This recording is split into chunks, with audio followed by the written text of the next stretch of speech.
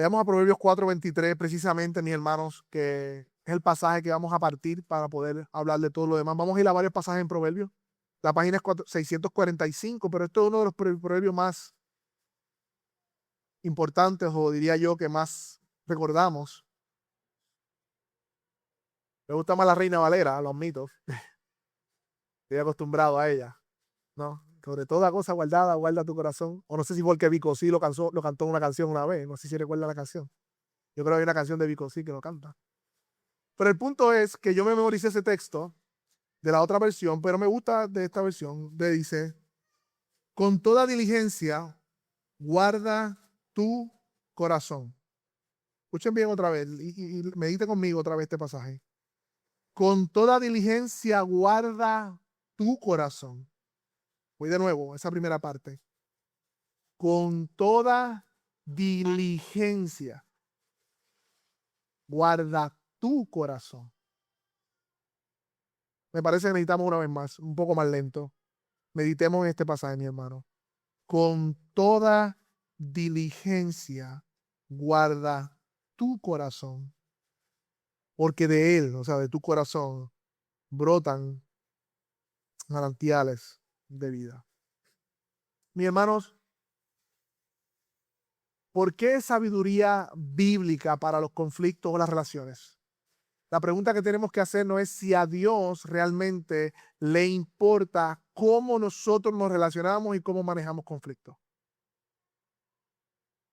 A Dios le importa, es decir, es suficiente que una persona diga, yo tengo una relación con Dios y no tengo que relacionarme con otros o relacionarme bien con otros.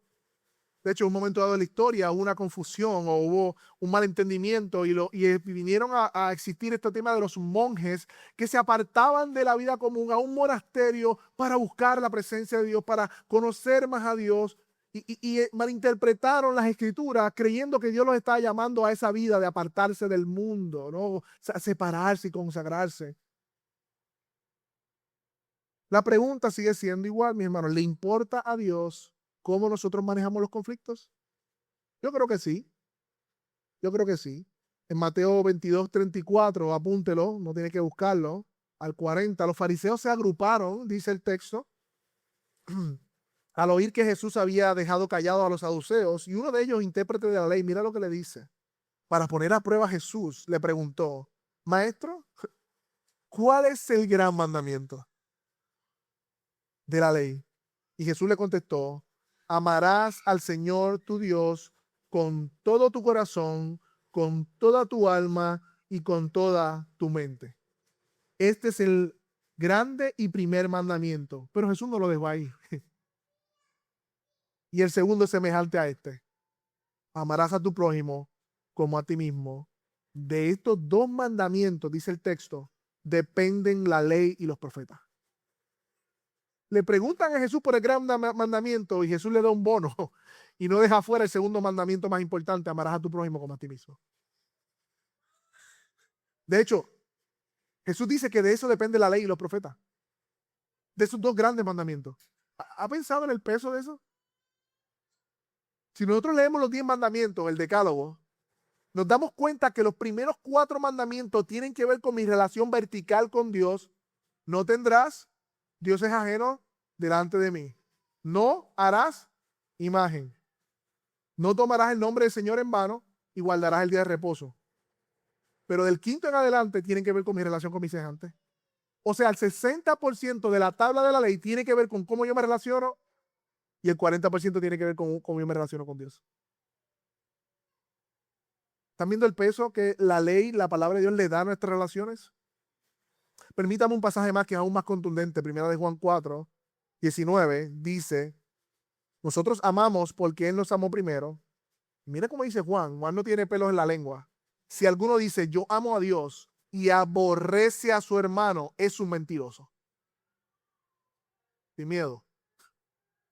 Si un hermano dice que yo amo a Dios y aborrece a su hermano, Juan, el texto bíblico dice, es un mentiroso, porque el que no ama a su hermano, a quien ha visto, ¿cómo puede amar a Dios a quien no ha visto? Y este mandamiento tenemos de él, que el que ame a Dios también ama a su hermano. La fe cristiana está profundamente integrada con la relación unos con otros. Por eso necesitamos sabiduría para los conflictos, porque la palabra de Dios y para Dios es importante y nos ha dejado guía de cómo nosotros debemos relacionarnos y cómo solucionar conflictos. Y gracias a Dios por el libro de Proverbios, porque muchas veces vemos el qué, pero no el cómo. Y yo creo que Proverbios nos dice de mucho del cómo debemos entonces aplicar ese amor de unos con otros, particularmente los conflictos. Y mi hermano, la realidad es que desde la caída del mundo, los conflictos son inevitables. No es si habrán, van a ver, es que cuándo van a llegar.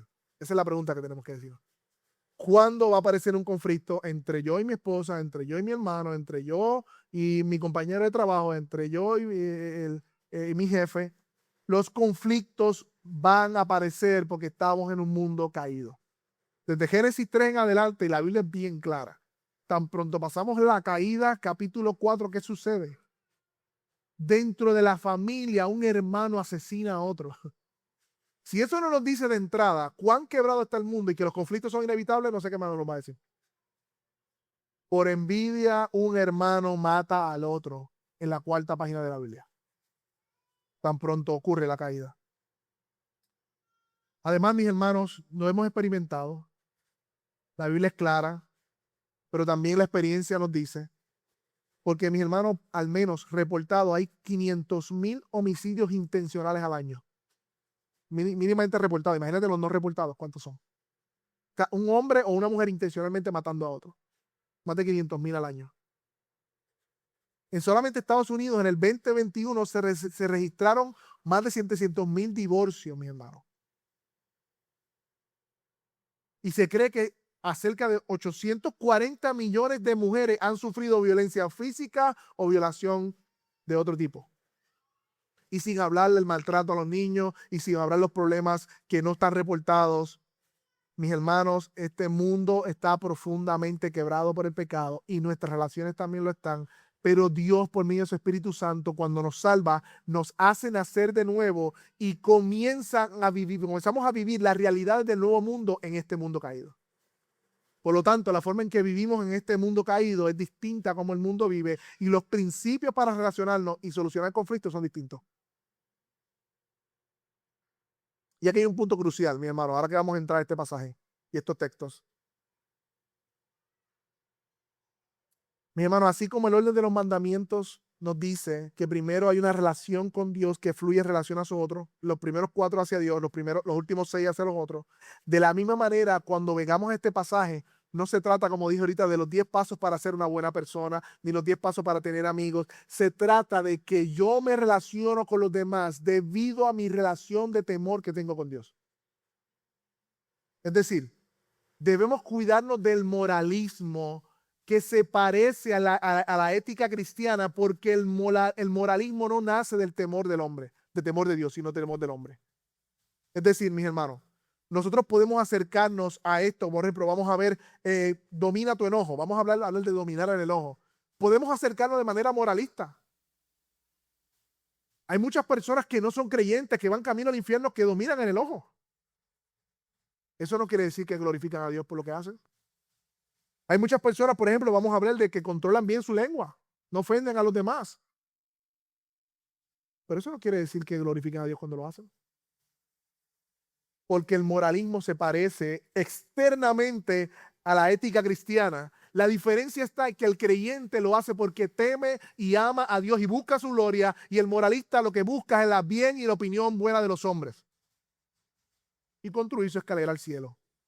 Esa es la gran diferencia, pero que externamente se parece. Así que tenemos que cuidarnos, mis hermanos, de que no caigamos, mis hermanos, al escuchar todo esto, en pensar que podemos hacer esto fuera del temor de Dios y agradar a Dios. No, esto lo hacemos en temor a Dios y en obediencia a Él, porque le amamos a Él y queremos que Cristo sea glorificado en nuestras relaciones. Por lo tanto, mis hermanos, hoy vamos a ver sabiduría bíblica para los conflictos y vamos a ver por lo menos 7 cosas. La primera es: examina tu corazón.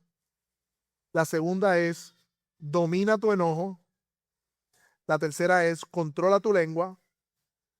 La cuarta es: busca la reconciliación antes que la razón. Busca la reconciliación antes que la razón. La quinta: pasa por alto las ofensas. La sexta, escucha antes de responder. Y la séptima, confronta amorosamente los pecados. Hay muchos principios más que están aquí. No me dio tiempo, mi hermano. Así que vamos a ir sobre esto y algunos otros, pues, los compartiremos para que nos sigamos examinando a la luz de Proverbios. En primer lugar, miremos, examina tu corazón, ese mismo pasaje que leímos hoy. Con toda diligencia, guarda tu corazón, porque de él brotan los manantiales de vida. Aprendan esta frase, mis hermanos. Los conflictos revelan el corazón más que las circunstancias. Repito, los conflictos revelan mi corazón más que las circunstancias. Y ahí debemos comenzar, mis hermanos. Jesús mismo lo dijo, que del corazón provienen los malos pensamientos, los homicidios, los adulterios, las fornicaciones, los robos, los falsos testimonios, las calumnias vienen del corazón. Por lo tanto, mis hermanos, son las circunstancias y los conflictos que revelan lo que hay ¿dónde? En mi corazón. Hay una ilustración, no sé si la ha visto, una persona toma un agua vacía, una botella vacía y la aprieta y no sale nada. Y dice, ¿por qué no sale nada? Porque no tiene agua. Pero si tuviese agua y tú la aprietas, ¿qué pasa? Sale el agua. Y la ilustración es la siguiente: los conflictos y las situaciones simplemente son los que aprietan la botella. Y lo que sale de la botella es lo que tenemos básicamente en nuestro corazón. Si en nuestro corazón no hay envidia, cuando venga el conflicto y cuando venga la oportunidad para ser envidioso, no va a salir de mi corazón, a pesar de que la circunstancia está apretando la botella. ¿Entienden el principio, mis hermanos? Por lo tanto, debemos comenzar examinando nuestro corazón, mis hermanos, porque cuando nosotros nos enojamos, gritamos, insultamos, mentimos, nos vengamos, castigamos, sea gritando o con silencio, eso, antes de que lo provocó mi esposa, mi jefe, mi amigo, mi hermano, estaba en mi corazón, nadie lo puso, eso salió simplemente. Por lo tanto, mis hermanos, las circunstancias solamente revelan lo que hay en mi corazón. No es culpa de mi esposa que sea impaciente, ouch. No es culpa de mi hijo que yo me aire, ouch. No es culpa de mi jefe que yo sea quejón, ouch. O no es culpa del hermano que tenga deseos de vengarme, sino que toda maldad que sale en el conflicto es un reflejo de lo que hay en mi corazón. Nadie pone maldad allí, sino que el conflicto la manifiesta. Y mira cómo dice el texto, Proverbios 4:23, con toda diligencia. Por eso repetí muchas veces, porque como que lo leemos rápido. Pero escuchemos de nuevo, con toda diligencia guarda tu corazón.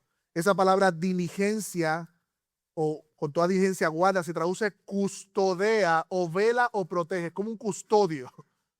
Con toda diligencia, sea un custodio de tu corazón, vela, protege. Si estuvamos jugando baloncesto, galdea apreciado. Ponle presión a tu corazón, vélalo por donde se va, porque eso es lo que dice el texto que tenemos que hacer, con toda diligencia. Carga la idea de alguien que está atento a los movimientos de su corazón. Dice el texto que lo que debemos vigilar o custodiar cuidadosamente no son las acciones del otro. No son las motivaciones que creemos que tiene el otro. Ahí somos rápidos. Sino que es nuestro propio corazón. Muchas veces, mis hermanos, la verdad es que nosotros podemos pasar horas, días y hasta semanas, mis hermanos, maquinando el por qué me dijo esto, que mira cómo lo hizo, que eso fue por X, Y, Z, y hacemos una película de Hollywood en nuestra cabeza y se nos hace tan difícil pasar un minuto examinando por qué yo reacciono como reacciono. Estamos semanas reaccionando o pensando por qué hizo lo que hizo. Pero el texto nos dice que debemos guardar o tener toda diligencia para ¿qué? Custodiar mi corazón. Somos lentos, mis hermanos, pasar un minuto escudriñando nuestro corazón. Muy lentos, mis hermanos. Por eso necesitamos sabiduría para los conflictos. ¿Y cómo hacemos esto, mis hermanos? Algunas aplicaciones, siempre, mis hermanos, preguntándonos por qué me molesta tanto este conflicto. ¿Por qué no quiero perdonar a esta persona? ¿Por qué soy tan pronto a herir con palabras? Siempre la pregunta, ¿por qué estoy haciendo lo que estoy haciendo? Es una manera de nosotros examinar mi corazón. Recordando, mis hermanos, que todo esto proviene del temor al Señor. Nuestro corazón y nuestra motivación están delante de Dios. Y aunque mi esposa, mi esposo, mi amigo, mi hermano, mi jefe no las vean, Dios sí las ve.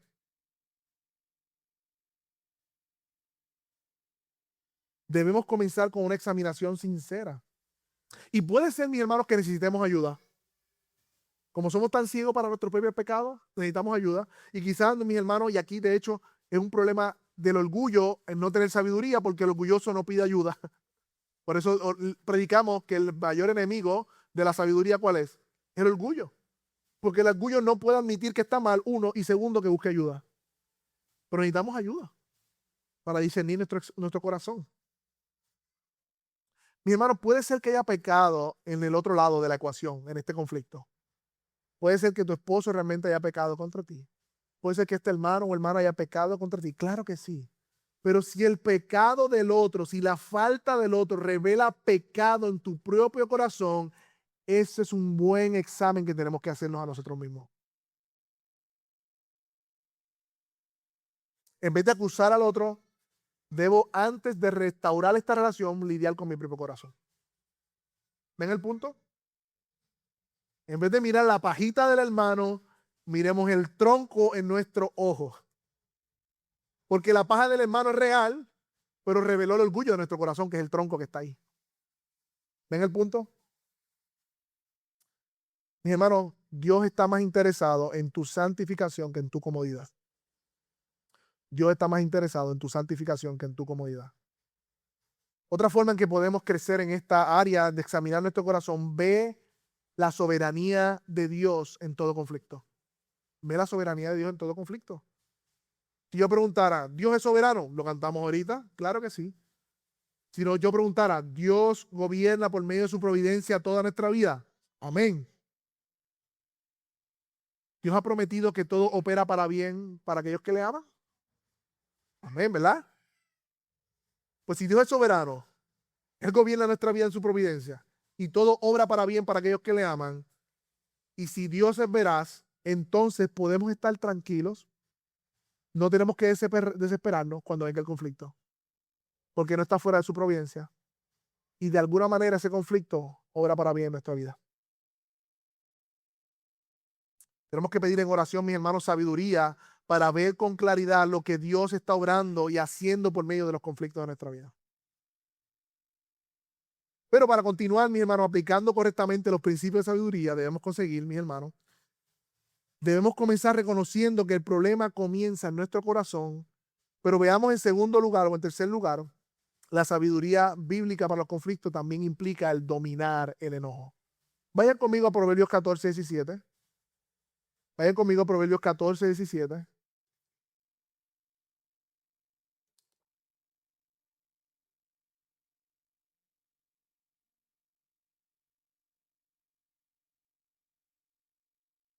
Dice, el hombre pronto a la ira obra neciamente. El hombre de malos designios es aborrecido. Vayan conmigo más abajo. Proverbios 14, 29 al 30. Mira cómo dice. El lento para la ira tiene gran prudencia, pero el que es irascible ensalza la necedad. Un corazón apacible es vida para el cuerpo, pero las pasiones son podredumbre de los huesos. Uno más, Proverbios 19, 11. Hay muchos, mis hermanos. Proverbios 19, 11.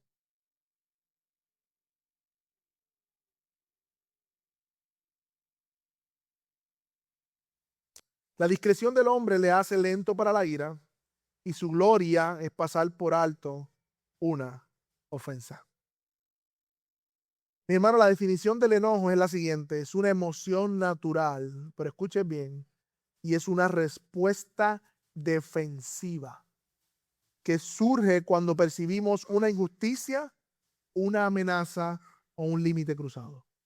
Y la verdad es, mis hermanos, que el enojo en sí no es pecado. Es una emoción humana. De hecho, hay un texto que dice, airaos. O sea, puede haber una ira que no es pecaminosa. Pero si la ira, la advertencia está ahí, me puede llevar a pecar fácilmente. Por eso, airaos, pero no pequéis. ¿Cuál es el problema, mis hermanos? El problema es que nuestra ira o nuestro enojo con frecuencia y con mucha pasión no es por la gloria de Dios, es por mi gloria, que es distinto. No sé si recuerdan a Jesús cuando entró al templo. Y muchos retratan esto, ¿verdad?, de manera fuera de contexto. Pero vemos a Jesús airado en el templo porque había mercaderes allí. ¿Y qué hace Jesús en Juan capítulo 2:16? Dice que los que vendían palomas le dijo, quiten esto de aquí, no hagan de la casa de mi padre una casa de comercio. Y sus discípulos se acordaron lo que estaba escrito, el celo por tu casa me consume.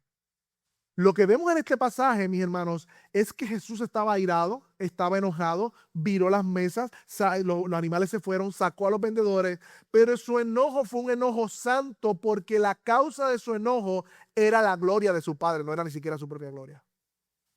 De hecho, más adelante, cuando lo vemos en el Sanedrín, que lo abofetean, lo escupen, lo acusan falsamente, él acepta la humillación. Y no vemos esa ira, ese enojo de Jesús defendiéndose. Por lo tanto, el enojo en sí no es malo. De hecho, debemos enojarnos por el pecado, la maldad, la injusticia, y eso nos empuja entonces a accionar, claro que sí. Pero usualmente nos enojamos por nuestra gloria, por nuestro pecado, por nuestra concupiscencia, por nuestras preferencias. Por eso nos enojamos. Claro que sí. Cuando alguien dice, por ejemplo, de nosotros algo que no es cierto y daña nuestra reputación, nos enojamos. Cuando mi cónyuge me recuerda un pecado o una debilidad pasada, me irrito. Cuando no me sale lo que quiero o alguien lo impide, me enojo. Mis hermanos, el enojo siempre es una señal de que algo le estamos dando demasiada importancia de la que debería tener. El enojo siempre es una señal de que algo le estamos dando demasiada importancia de la que debería tener. Si queremos redimir conflictos y aplicar la sabiduría bíblica, debemos dominar la emoción del enojo. Mi hermano, estamos hablando de redimidos, estamos hablando de personas que tienen el Espíritu Santo. Es imposible en la carne hacerlo, pero por medio de la fortaleza del Espíritu es posible.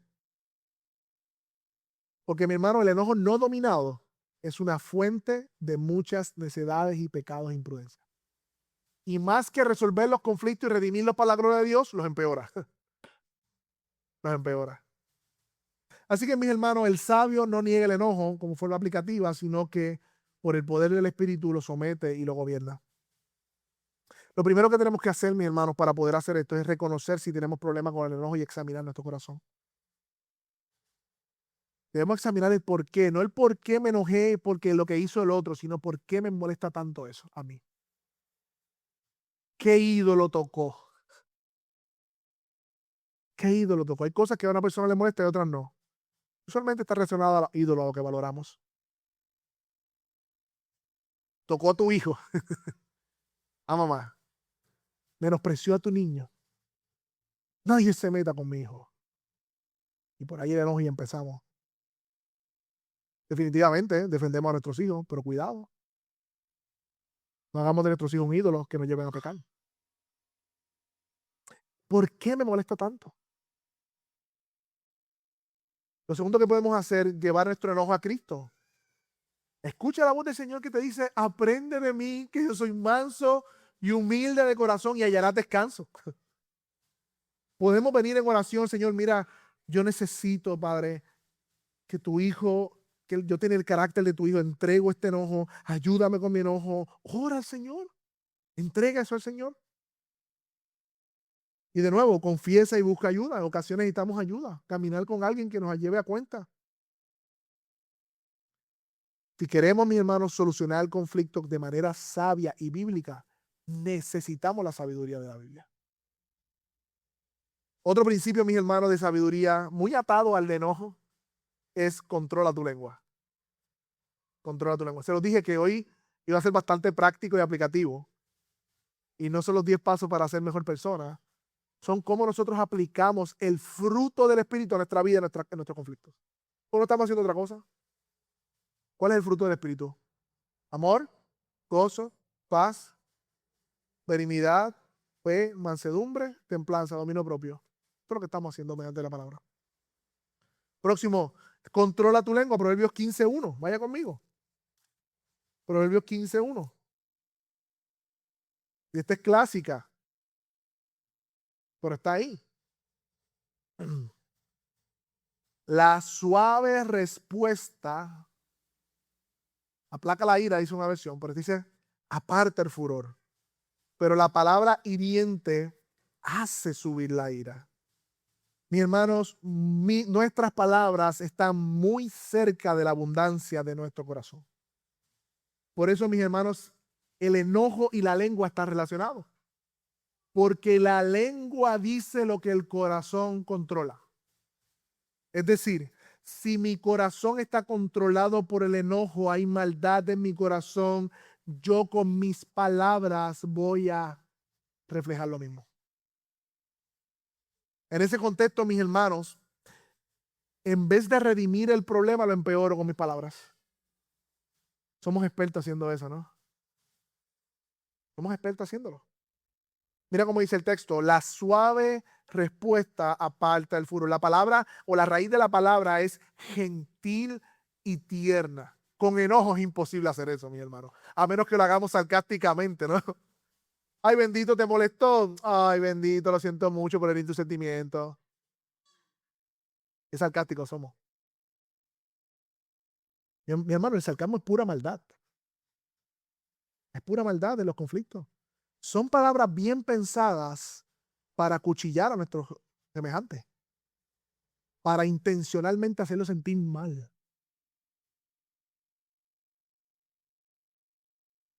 Quizás no seamos Elvira, la muchacha que mató a la otra, pero Jesús dijo que si alguien le dice necio a su hermano es culpable de homicidio. No somos tan distintos en el corazón del mismo pecado de homicidio que hicieron estas muchachas. Cuando nos domina el enojo, entonces nuestras palabras son usadas como armas para destruir. Y quizás, mis hermanos, como dije, nunca hayamos asesinado a alguien, pero con nuestras palabras hemos maltratado muchas ocasiones. Quizás veamos las noticias y decimos, uy, mira ese asesino que mató a tal persona, mira qué gente mala. Y nosotros al mismo tiempo insultando a nuestros hijos, insultando a nuestros esposos o esposas. Nos disasociamos. Y Proverbios 12:18 dice, vaya a buscarlo conmigo, Proverbios 12:18, hoy toma para atrás. Hay quien habla sin tino, con golpes de espada, pero la lengua de los sabios sana. Esa palabra sin tino es sin pensar, ligeramente, indiscretamente. Cuando estamos airados hacemos eso. Decimos palabras como golpes de espada. Pero mira el texto, qué hermoso, y mira qué fuente de bendición podemos ser con nuestras palabras. Pero la lengua de los sabios, ¿qué hace? Sana. Es decir, es medicina, es ungüento, trae refrigerio, es alivio, es calma. ¿Cómo podemos aplicar este principio, mis hermanos, para manejar los conflictos piadosamente? ¿Cómo son mis palabras en el conflicto? Es una pregunta que tenemos que hacernos. Y no estoy hablando de gritar. Hay personas que levantan la voz. Pero tú puedes hablar muy bajito y bien calmado y al mismo tiempo usar palabras como los cuchillos. ¿Por qué decimos lo que decimos? ¿Cuál es nuestra intención hacerlo? ¿Sabes qué dice Santiago, nuestro proverbista del Nuevo Testamento? Que la lengua es un miembro muy pequeño, se jacta de grandes cosas y es capaz de encender un bosque. Dice el versículo 6, también la lengua es un fuego, un mundo de iniquidad. La lengua está puesta entre nuestros miembros, la lengua cual contamina todo el cuerpo, es encendida por el infierno e inflama el curso de nuestra vida. ¿Qué hacemos, mis hermanos? En primer lugar, reconocer nuestro pecado con nuestras palabras. En segundo lugar, mirar la abundancia de nuestro corazón, porque de ahí vienen nuestras palabras. En tercer lugar, debemos mirar a Cristo y orar al Padre. ¿Qué dice Isaías 53? Que fue oprimido y afligido, y dice que no abrió su boca. Como cordero que fue llevado al matadero y como oveja ante sus trasquiladores, permaneció muda y no abrió su boca. Lo dice 2 veces. ¿Era una injusticia? Claro que sí. La injusticia más grande del universo. Y dice que Jesús fue como un cordero y no abrió su boca. Hermanos, aún en la cruz, estando en la cruz, a sus transgresores, aquellos que le estaban asesinando y burlándose de él, Jesús rogó y oró por ellos y le dijo, Padre, perdónalos porque no saben lo que hacen, mi hermano. Aquí está la otra forma de nosotros lidiar con nuestras palabras, cambiarnos nuestros insultos, cambiar nuestra manera de hablar que ofende y que hiere por oración. No, no es mejor, no digo nada por no pecar, porque es como decir, mejor me quedo con el veneno por dentro. Eso no resuelve nada. Es pedirle al Espíritu Santo de Dios que cambie ese veneno por peticiones de oración. Es distinto. ¿Ven cómo entonces el moralismo se distingue de la ética cristiana verdadera? Porque un moralista puede decir, wow, mira cómo insultó y no dijo nada. Y por dentro quiere matar a la persona. Pero el cristiano quizás no dice nada, pero está intercediendo por esa persona. Muy distinto. Muy distinto. Mi hermano, por medio del evangelio podemos ser transformados. Nuestras palabras hirientes pueden ser transformadas por palabras de sanidad, por palabras de motivación, por palabras de ánimo a nuestros hermanos, nuestras esposas, nuestros cónyuges y aún en el conflicto por palabras sabias. No que salperen el conflicto, sino que aplaquen. Porque al final queremos la restauración de todas las cosas. Tenemos que dar por gracia lo que por gracia hemos recibido. Hemos recibido de Dios palabras de gracia cuando nosotros éramos pecadores, por lo tanto podemos dar gracias cuando pecan contra nosotros. Por eso, mi hermano, no solamente la sabiduría busca dominar el enojo, controlar la lengua, sino que busca la reconciliación antes que tener la razón. Busca la reconciliación antes que tener la razón. Proverbios 17, versículo 14, vaya conmigo. Proverbios 17, versículo 14.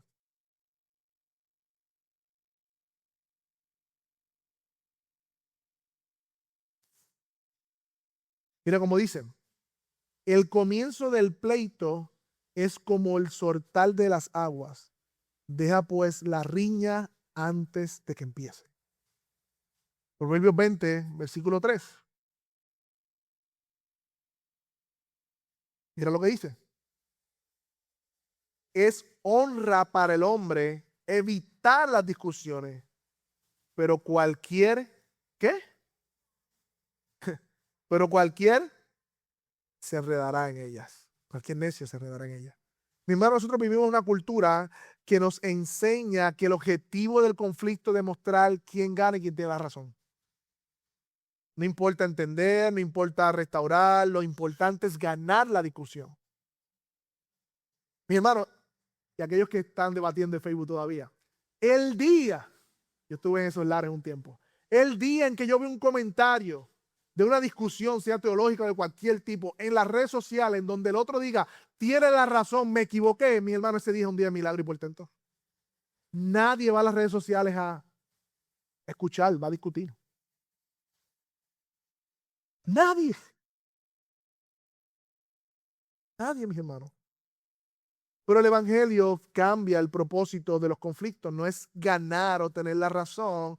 Pasa de ser quien tiene la razón a cómo puedo amar a mi esposa, a mi hermana, a mi hermano, a honrar a Cristo en esta situación que no nos entendemos. Es muy distinto la pregunta que nos hacemos. Mi hermano, esto es importante. No significa que la verdad no importa. Eso es lo que estoy diciendo con esto. No, a mí me importa la verdad y yo no puedo porque yo soy el Superman de la verdad. Cálmate. La verdad es Cristo, la verdad es la vida y lo mataron a una cruz y está en el cielo. Porque no te va a caer un canto. Pero el punto es, no es que la verdad no importa, es que lo que queremos es, mi hermano, que el conflicto se resuelva y haya restauración. Y hay formas de hacerlo preservando la verdad. A veces justificamos nuestro pecado, ¿no? Con el tema de defender la verdad.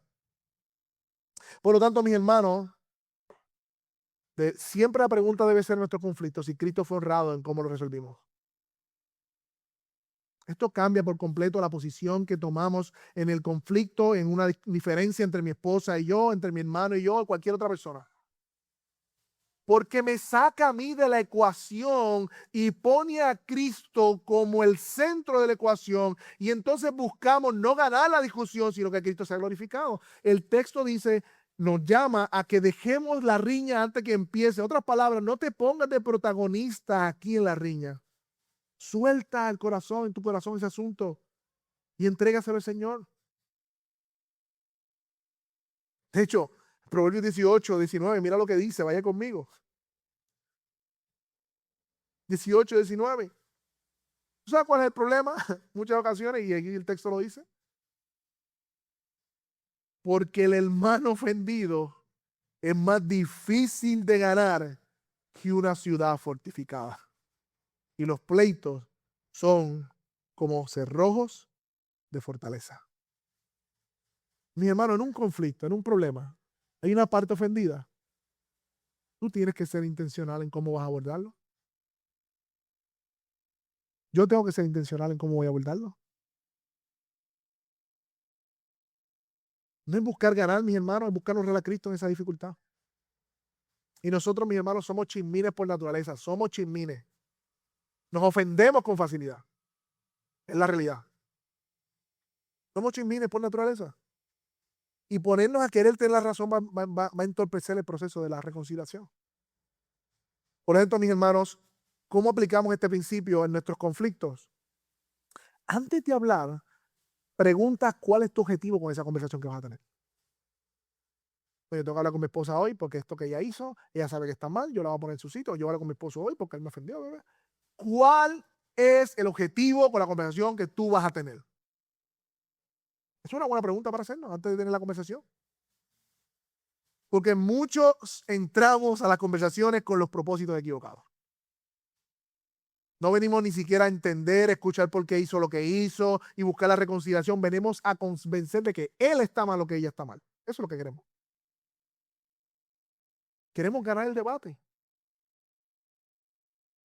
La pregunta debe ser, ¿quiero restaurar esta relación o quiero demostrar que tengo la razón? Esa es la pregunta que debemos entonces hacernos en nuestro corazón, mis hermanos. Al final, como tememos al Señor y sabemos que glorifica a Dios la reconciliación, porque Dios es un Dios de reconciliación, pues eso debe minar, ¿no? Debe trastocar los motivos y los propósitos de mis conversaciones. Otro punto, mis hermanos, no convertamos cada desacuerdo en una batalla campal. No todo desacuerdo necesita una confrontación y todo el asunto. No, mi hermano, hay una diferencia, o no toda diferencia necesita un debate. O debemos preguntarnos si realmente vale la pena discutir sobre esto. Porque muchas discusiones, mis hermanos, se dañan las relaciones por asuntos que no tienen importancia. Simplemente es por preferencia o por gusto. Y no cedemos, no queremos ceder. A veces somos caprichosos, mis hermanos, y por nuestro orgullo queremos que todos se acomoden a lo que yo pienso, a lo que me gusta, y yo no me quiero sacrificar para acomodarme, y ahí está el conflicto. No todo es una batalla. Tenemos que aprender a ceder, mis hermanos. No estamos hablando de pecado, no estamos hablando, ¿verdad?, de asuntos de que el evangelio está en juego. Estamos hablando de cotidianidades. De hecho, son esas cotidianidades tan pequeñas como poner una taza donde no va, como levantar la tapa del inodoro o dejarla para atrás, o como arreglar la cama, que puedan dañar un día completo un matrimonio. Así somos, mis hermanos. Imagínense esta discusión, particularmente. El esposo recuerda exactamente en una discusión con su esposa algo que su esposa dijo hace 3 meses, lo cual es más variable que sea ella la que se acuerde. Nosotros no acordamos de nada. Ellas se acuerdan de todo con detalle, hora y fecha. El punto es, imagínate que el esposo se acuerda de algo que hace que en la discusión, si lo saca, va a tener la razón y va a ganar. Ella está equivocada. Él puede demostrar que está equivocada. Tiene todos los argumentos a su favor. Él sabe que si lo dice la va a escocotar. ¿Cómo se ve ese principio aquí aplicado? En ese momento, porque el esposo busca honrar más a Dios, se hace la pregunta, ¿qué ayudará a mi esposa en este momento a parecerse a Cristo? ¿Demostrar que gané la discusión o responder con mansedumbre para restaurar nuestra comunión y mostrar gracia? En ese instante, la lucha de tener la razón cesa y comienza la búsqueda de que Cristo sea glorificado en nuestra relación. Eso es sabiduría bíblica para los conflictos. En la carne, bien difícil. Pero eso lo produce el Espíritu en nosotros. Eso lo produce el Espíritu en nosotros. El Espíritu mata el ego que nos impide nosotros poder hacer esto. Otro principio, mis hermanos, que es relacionado a este, para el conflicto, es saber pasar por alto las ofensas. Ahorita leímos Proverbios 19:11, vaya conmigo de nuevo, está un poquito antes del que leímos ahora. Dice, la discreción del hombre le hace lento para la ira. Mira lo que dice la segunda parte del verso. Y la gloria es pasar por alto una ofensa.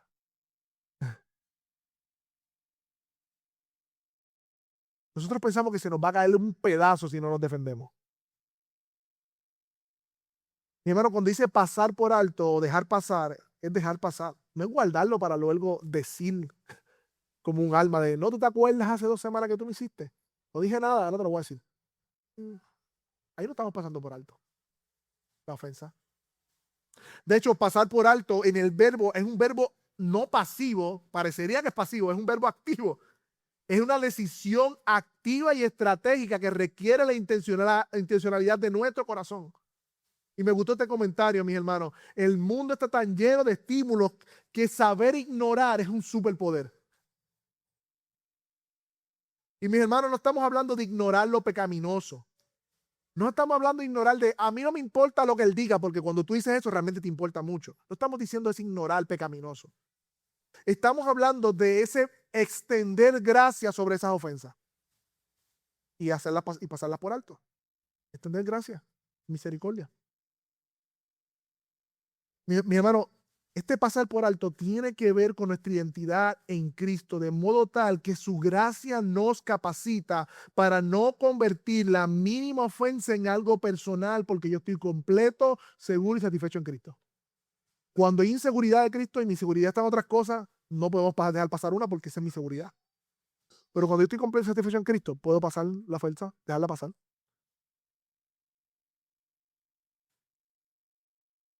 Mis hermanos, y esto es bien importante, no es que pasamos la ofensa porque somos los más maduros en la conversación. No, yo soy muy maduro, yo no voy a ponerme a tu nivel. No estoy hablando de eso. Eso revela un orgullo terrible. Sino porque estamos realmente satisfechos en Cristo y amamos, que queremos reflejar su pasión y compasión con otros. Es muy distinto. Externamente se parecen, pero la motivación es distinta. Lo contrario, mis hermanos, es estar pendiente a cómo respira, cómo mueve los ojos, cómo lo pone la boca, cómo se encuentra, cómo me dice, dónde se sentó, cómo me miró, para entonces saber, para entonces conectar los puntos y agrandar la ofensa. Eso es lo contrario a pasar la ofensa. Mis hermanos, definitivamente aquí hay que hacer una distinción entre cubrir una ofensa menor por amor o encubrir el pecado. Esos otros 20. Estamos hablando de cubrir un pecado que necesita ser confrontado. Hay una manera de hacer eso. Pero estamos hablando de cubrir por amor ofensas menores. Por eso es importante, mis hermanos, preguntar con sabiduría el próximo punto. Y es que la sabiduría escucha antes de responder en un conflicto. La sabiduría escucha antes de responder en un conflicto. Proverbios 18:13, vaya conmigo.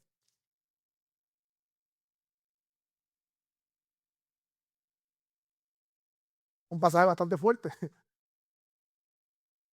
en el cual yo no he aplicado en muchas ocasiones. En muchas ocasiones. y he cosechado necedad y vergüenza.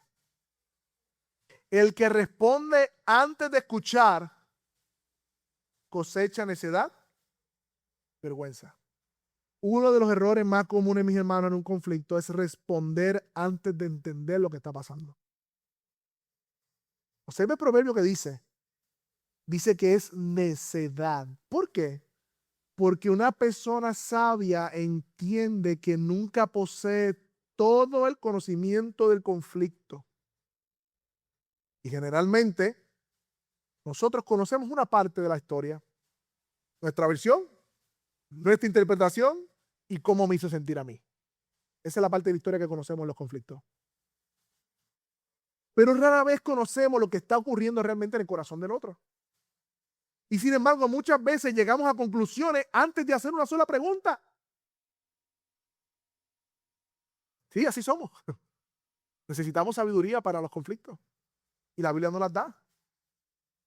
Por lo tanto, la necedad habla, pero la sabiduría escucha. ¿Por qué nos cuesta tanto escuchar? ¿Usted sabe por qué nos cuesta tanto? Porque escuchar es un acto de humildad. Por eso nos cuesta tanto.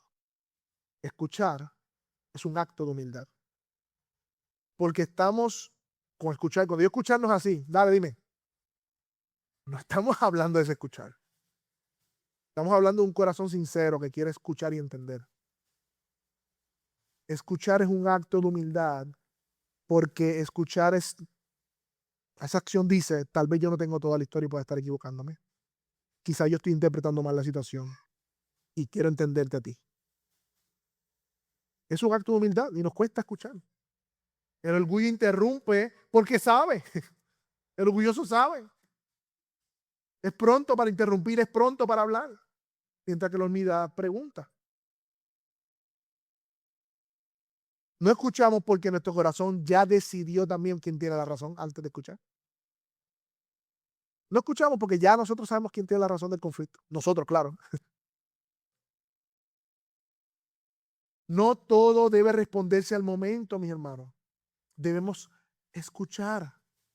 Mientras el otro habla, lamentablemente muchas veces no estamos escuchando, estamos simplemente preparando nuestra respuesta. Y ahí nos dice que nuestro corazón está mal. Tan pronto dijo una frase, ya sabemos qué contestarle, dejamos de escuchar todo lo demás. Y el que no se ha visto aquí, mi hermano, gloria al Señor. Quiero hablar con ustedes después del servicio. Aplicaciones. Mi hermano, no respondas inmediatamente cuando las emociones están altas. Cuidado con responder. No estoy hablando que se coja un retiro de silencio de 2 semanas. No estoy diciendo eso. Eso también es castigar con silencio. Es que en ocasiones no necesitamos responderlo todo al momento. Debemos escuchar y debemos esperar un momento adecuado, meditar en lo que se está hablando y traer quizás una respuesta. Como dice Proverbios 15:28, el corazón del justo piensa para responder. El sabio no reacciona, sino que reflexiona en lo que está escuchando para poder responder. Otra aplicación, mis hermanos, haz preguntas antes de sacar conclusiones. En lugar de decir, tú siempre haces lo mismo por X, Y, Z, porque a ti no te importa, porque X, Y, Z, porque tu mamá yo no sé qué.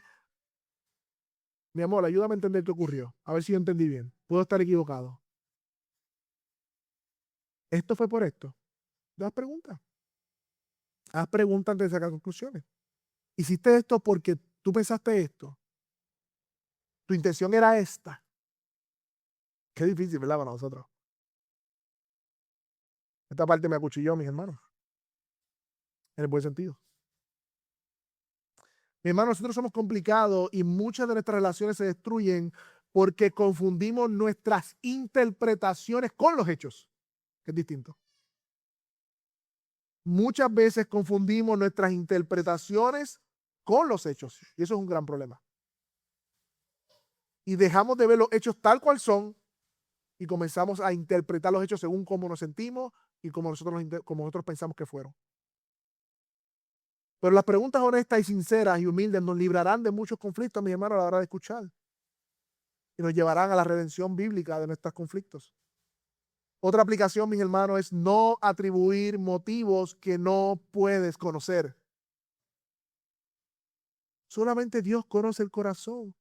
Nosotros vemos las acciones, no las motivaciones. Cuando nosotros dijimos, tú lo hiciste por esto, sin preguntar, estamos poniendo motivos que no sabemos. Queremos jugar a ser Dios. La sabiduría, mis hermanos, distingue entre lo que vio y entre lo que se supone. Es bien importante eso. Mi hermano, porque al final escuchar es un acto de amor, en la realidad.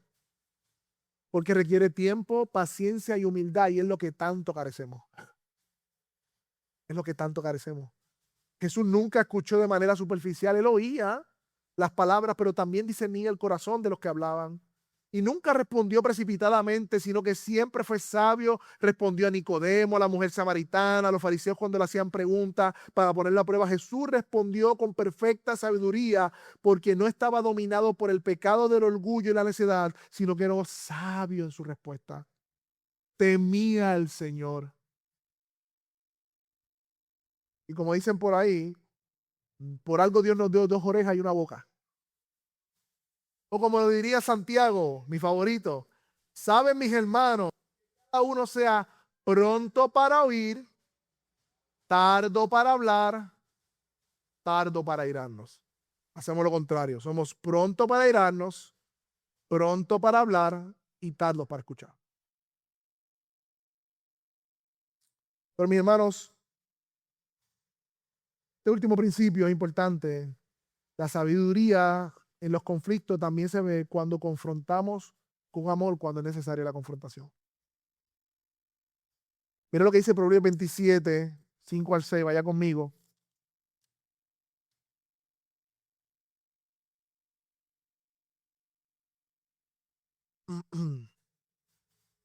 Dice el texto, mejor es la reprensión franca que el amor encubierto.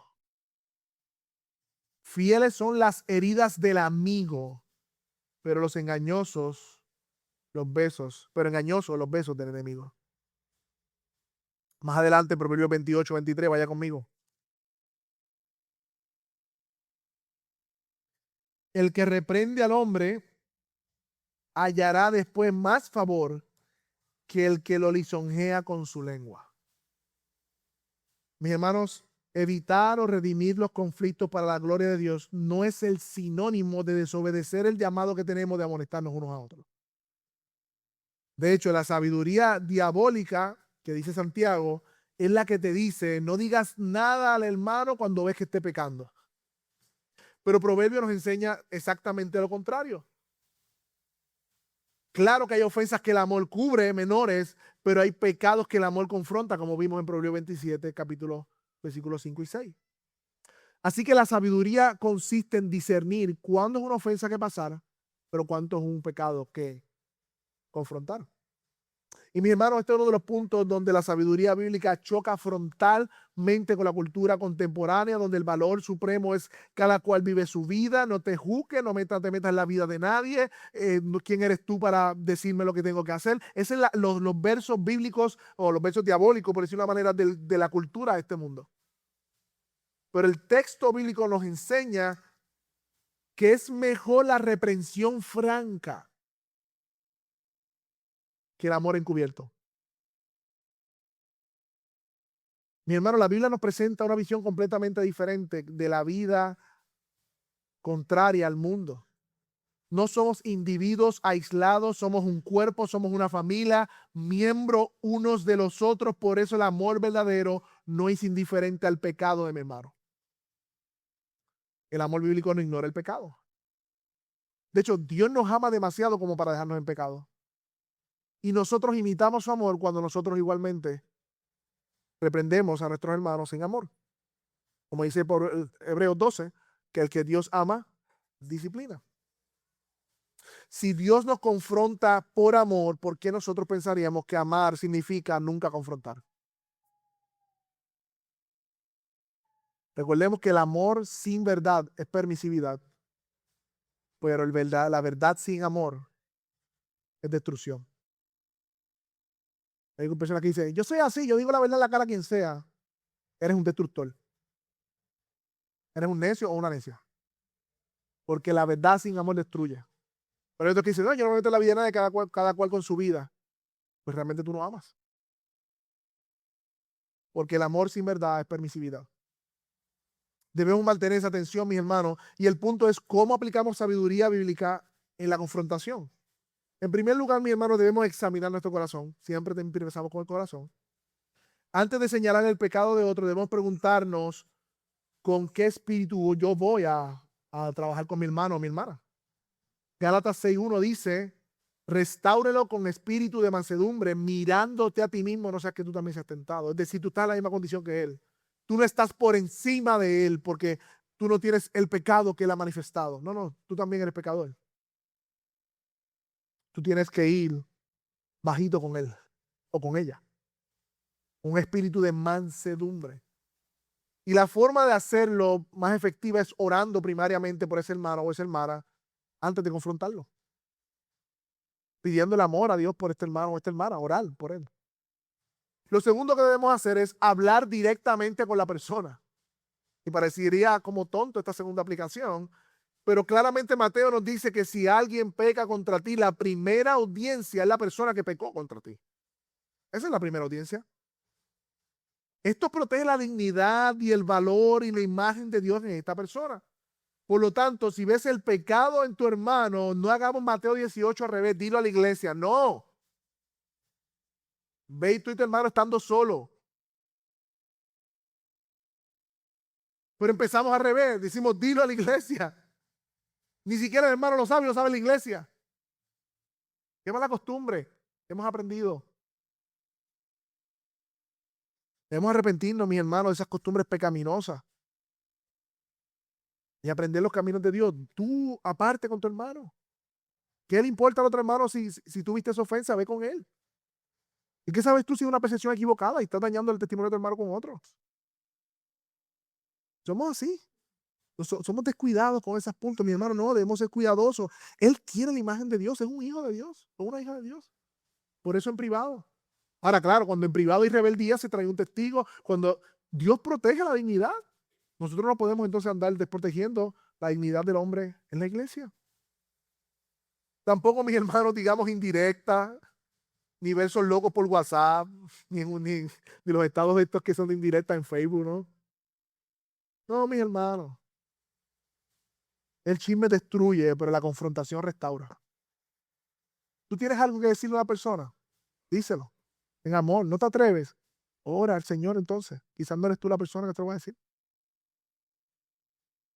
El chisme destruye, pero la confrontación restaura. Escoge el momento correcto. Seamos prudentes en el momento, en el lugar. Y si las emociones están arriba, mis hermanos, no es un momento quizás de confrontar, porque la persona no va a estar recibiendo la confrontación. Va a endurecer su corazón aún más. Seamos sabios. Otra cosa muy importante en la confrontación es usar las escrituras. Porque cuando nosotros confrontamos a nuestros hermanos, no es para que piensen en un punto como yo pienso, que no está en las escrituras. No, yo no confronto a mi hermano porque le gusta algo que a mí no me gusta, que la Biblia no condena. Cuidado con eso. Si la Biblia no condena, no llama pecado eso, porque yo estoy confrontando a mi hermano. Cuidado con el legalismo. Siempre confrontamos con las escrituras porque no se trata de mi gusto, sino de qué dice el Señor sobre eso. Una pregunta de reflexión. ¿Cuándo fue la última vez que amaste tanto a un hermano que estuviste dispuesto a tener una conversación incómoda por su vida espiritual? Hoy. Si tú pudieras contestar esa pregunta. ¿Cuándo fue la última vez que amaste tanto a tu hermano que tuviste una conversación incómoda por su bien espiritual? ¿Estaremos haciéndole mal a nuestros hermanos dejándolos en el engaño del pecado? Eso es la responsabilidad no del pastor, ni de los líderes, sino del cuerpo. Díselo al pastor porque el pastor resuelva. No, papito. Ustedes que son espirituales, le dice Pablo a amonéstense unos a otros. Si alguno ve a su hermano, ¿quién lo vio? ¿Lo viste tú? Vaya. Pastor, mira que había. Vaya. Claro, hay unos aspectos de sabiduría bíblica que quizás requieran un consejo pastoral, no estoy diciendo eso. Pero en general, mi hermano, vaya en amor. Que el Señor nos ayude, mi hermano, a amarnos tanto que estemos dispuestos a tener estas conversaciones para ver la santidad de Cristo en nuestros hermanos. Amén. Mi hermano, quedan muchos principios, pero se me fue el tiempo. Por ejemplo, podemos buscar un tercero. Cuando una discusión no llegamos a un punto, necesitamos a alguien fuera de la ecuación que entre y pueda analizar el asunto fuera de la pasión, ¿no? Quizá alguien va a perder algo y de los dos lados si alguien gana y necesitamos a alguien afuera que dé sabiduría. Hay otra cosa, mis hermanos, por ejemplo, debemos perdonar, debemos responder bien con mal, debemos confiar en el Señor que hará justicia en los conflictos cuando están fuera de nuestras manos. Debemos entender que no siempre quizás se van a solucionar en el momento y va a tomar tiempo y debemos confiar en el Señor. Son muchos principios que todo eso está en Proverbios, no vamos a poder traerlo hoy, pero mi hermano están ahí, es sabiduría bíblica para nuestra vida, mi hermano. El punto es que a Dios sí le importa cómo nos relacionamos y cómo trabajamos nuestros conflictos. Pero finalmente, mi hermano, aquellos que nos visitan, particularmente amigos que están aquí, hay un conflicto muy grande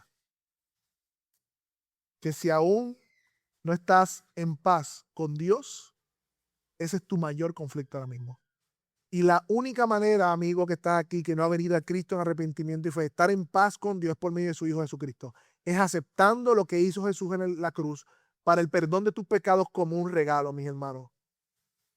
Si no has venido a Cristo en arrepentimiento y fe, tú tienes un conflicto cósmico y eterno que resolver. De hecho, es un conflicto que tú no puedes resolver, pero que Dios resolvió por medio de Cristo, enviando a su Hijo para que Él recibiera el castigo por tus pecados, siendo Dios el ofendido, pagó sobre su propio Hijo la ofensa para que hoy tú tuvieras perdón. Si tú rechazas esa oferta de salvación, no queda esperanza para ti.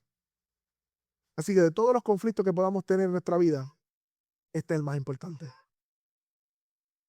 Si aún no has resuelto, si no estás seguro en tu corazón de que estás en paz con Dios, hoy es una mañana preciosa para que te arrepientas de tu pecado y confíes en la promesa de salvación que Cristo trae.